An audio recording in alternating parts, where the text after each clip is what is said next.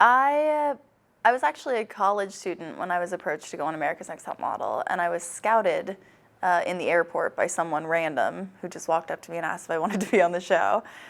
So before that, I wanted to be a doctor, actually.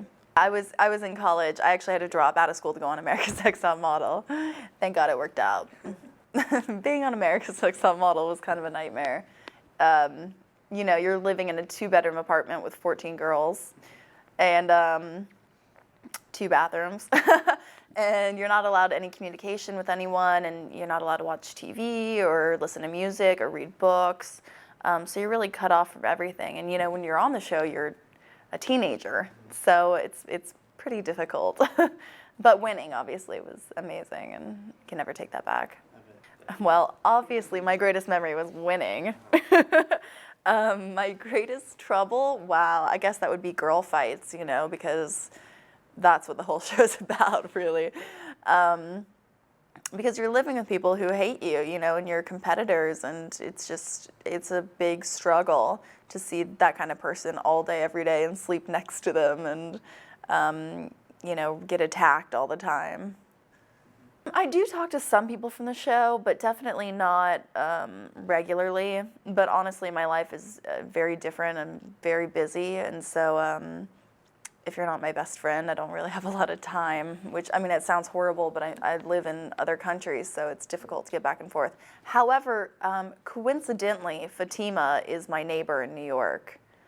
We literally live across the street from each other. I was just walking the dog one day, and she was like, "Whitney?" I was like, "Hey."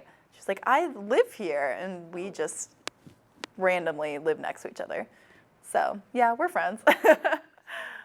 Being the first and only to date plus-size model to win America's Next Top Model is huge because it separates me from all the other winners. Out of all 17, I think now, I am the only plus girl, which is a big thing, and I get more notoriety, I guess, because of it. The average American woman is a size 14, and size 6 is considered plus size. So obviously that's unrealistic, and it gives us these false expectations, you know, of what we should be and what, you know, we think is considered normal, when like really if you look around you, no one looks like the girls in the magazines, which is unfortunate really, because, you know, leads to some bad stuff, eating disorders and whatnot. I think the most important thing is you realize that the media around you is not real. That the girls in the pictures do not even look like themselves because they're airbrushed so much. And on top of that, if you have a big photo shoot, you know, you're gonna run 10 miles a day for 2 weeks in a row and starve just to get that body for that shoot. And then after that, eat like a normal person, you know what I mean? So even that's not normal. What we see is definitely unrealistic. And then also, the majority of models on runways are under the age of 16. So we're looking at these girls trying to be these women who are really, you know, prepubescent. It's not true. So I think the first step in learning to love yourself is understanding that, you know, what we're trying to be, that, you know, image of beauty that's portrayed in the media doesn't exist. And that's not what we should strive to be. Advice for those who want to get into modeling, sure, yeah, it's not as hard as it looks. I'll start with that. People think that that it's so difficult to become a model that you'll never be able to talk to an agency. And realistically, all you have to do is take digital photos of yourself and email them to every agency in the world. Done. There's no reason to waste money. There's no reason to go to modeling school. And that way, you know, if they like you, they'll tell you. And if they don't, they don't. You've lost nothing. And people send me these messages all the time. How do I do it? How do I do it?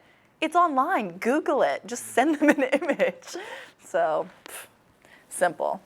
No, I mean, I'm not like crazy narcissistic or anything. It's just I feel like I've, for the most part at least, overcome that little voice inside of your head that says you're not good enough, you're not pretty enough, you're too fat, because everyone has that. And at some point in my life, I decided to stop listening, and that's kind of what you have to do. And of course, I mean, every now and then, you'll have a day where you look in the mirror and you're like, oh God, this face, what am I gonna do? You know, nothing is right. But you get past those days, you know, and you realize that everybody feels that way sometimes. So, but for the most part, no, I quit trying to be something that I'm not. I listen to my body, and when I'm hungry, I eat. When I'm not, I don't. And I eat what I want to eat, and I don't fight with myself about it. You know what I mean? A lot of women are so tied up over this, what we think is healthy, what isn't healthy. And there's so many diet bars now that have more calories and fat than candy bars. If you want the Snickers, just eat the Snickers. It's ridiculous, really. So I just try to listen to what my body says. True beauty is definitely something from the inside. And I think that it radiates, to the outside as well when someone's actually really beautiful. Because how many girls do you know that are pretty, but they're really ugly on the inside? Which is why I also encourage people to work with organizations, to better communities or the people around you or quality of life for others, because it is easy to get caught up in that skin deep kind of mentality where everything is based on looks. It's not like that, it has to be more substance. I don't know, it's weird. I was a straight size model in high school, so I think I don't know, I think I also thought a lot more of myself in high school, to be honest. But no, being a plus size model is a little different, because guys will talk to me and be like, oh, that's a hot chick or whatever. And I get this all the time, I swear. You could be a model. I'm like, no, really? You think so? You're too kind. But no, really, when someone asks what I do, and it's like, I'm a plus size model, it's like, there's a negative connotation with that.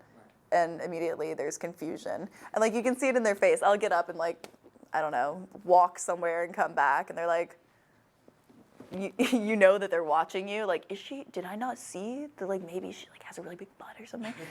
And then they're like, so plus size, what is that about? And, you have to explain everything.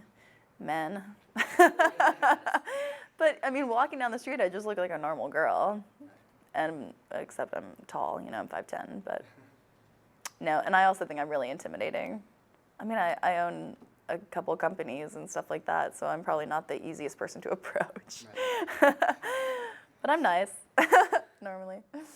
Yeah, well, I mean, of course, if you have any questions, you can always hit me up on Twitter. I respond to my fans, so I'm Whitney ANTM, and I'm also on Facebook, and I respond to my messages. But yeah, so if you have any questions or advice, I like to hear what you guys have to say too. Cool. Thank you so much. Thank you.